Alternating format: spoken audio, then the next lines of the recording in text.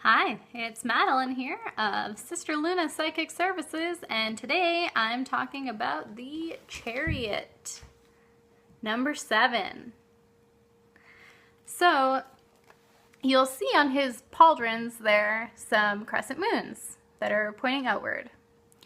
The Chariot is ruled by the horoscope sign of Cancer, and Cancer is ruled by the moon, hence the moons.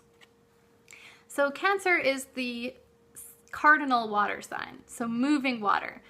The Chariot card is very much a card of movement, and that movement can be literal. It can be going on a trip, especially if you're going on a road trip where you are driving yourself as the charioteer drives the chariot to new and exciting things.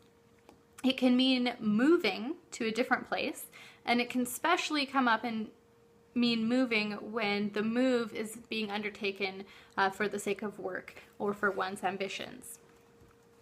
The movement can be figurative, such as covering a lot of ground on a project or getting a lot done. It can come up for athletes and let them know that it's basically they're doing great and it's a green light for them to train even harder and set their sights even higher. The chariot you'll see in the picture is pulled by one black sphinx and one white. So that is there, as well as the alchemical symbols on his skirt. I don't know if you can see that in this picture, but you can look it up. Those symbols are all there to show that the charioteer is able to unite opposing forces and drive those forces to work together to bring him to where he wants to go, which is victory. Okay, also I'll point out that even though these two animals, or however many, are helping him, he couldn't do without this chariot either, get to his victory, he doesn't really share that victory. You know, to the victor go the spoils, not to the victor's horses. So that's something to keep in mind as an aspect of the chariot card. Also, this card can refer to a situation with a lot of moving parts, a lot of different people involved or different aspects. It's just kind of chaotic. And a great phrase to sum that up is herding cats. Sphinxes are kind of like cats, I guess, and the charioteer seems to have no problem driving them around. So if this card comes up in a reading and the meaning is a situation with a lot of moving parts, especially if you get it in a reading with like the 10 of Wands, where there's overwhelming amounts of responsibility, then just remember to counsel this person to be like the charioteer, you know, to be able to drive all of those animals to go in the same direction.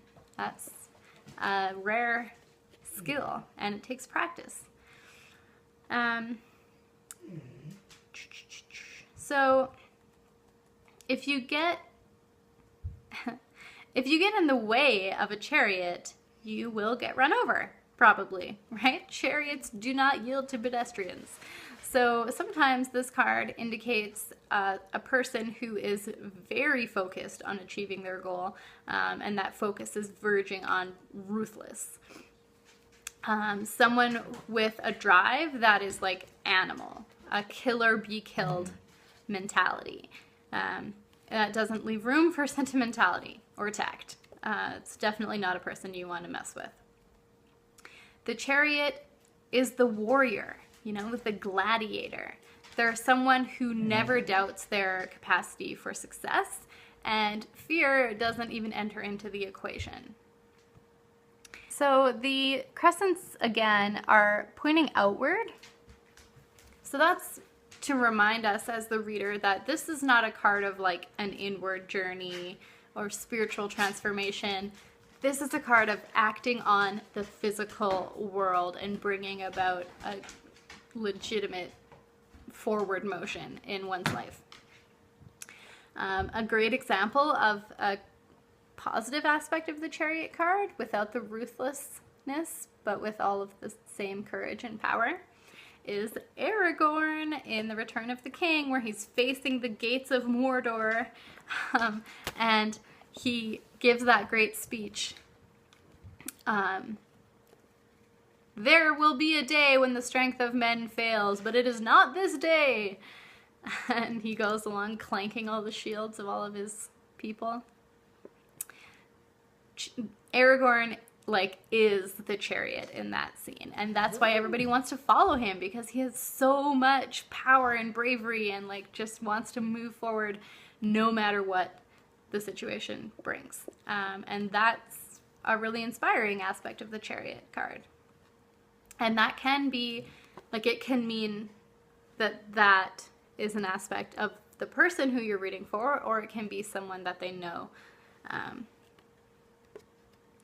So I exposed my nerd side a little bit with that Lord of the Rings reference. Oh well.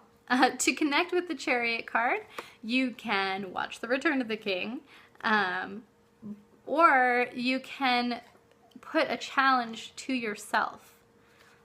For example, going on a hike that's just a little bit longer or has a little bit more elevation than you would normally do. And then when you get to the summit of that hike, be the victor, you know? Like, yell out, yeah, I did it! Reward yourself with some kind of a snack or a treat when you get there. And, you know, take a picture, post it on Instagram, and other people will congratulate you. That's kind of what the chariot, like, that's the scene that's depicted here, is he's coming back, having succeeded in battle, and people are like, yay, and they're throwing flowers and congratulating him. So yeah, it doesn't have to be a hike though either. You can just set for yourself a challenge in whatever field, and once you achieve it, celebrate yourself. To sum this card up, ambition, victory, success, covering a lot of ground, and getting things done, herding those cats effectively. Thanks, you guys, for watching. You're the best. The next card in the Major Arcana, number 8, is the Strength card. I love that one. So stay tuned for next time. And until then, merry meet, merry part, and merry meet again. Blessed be.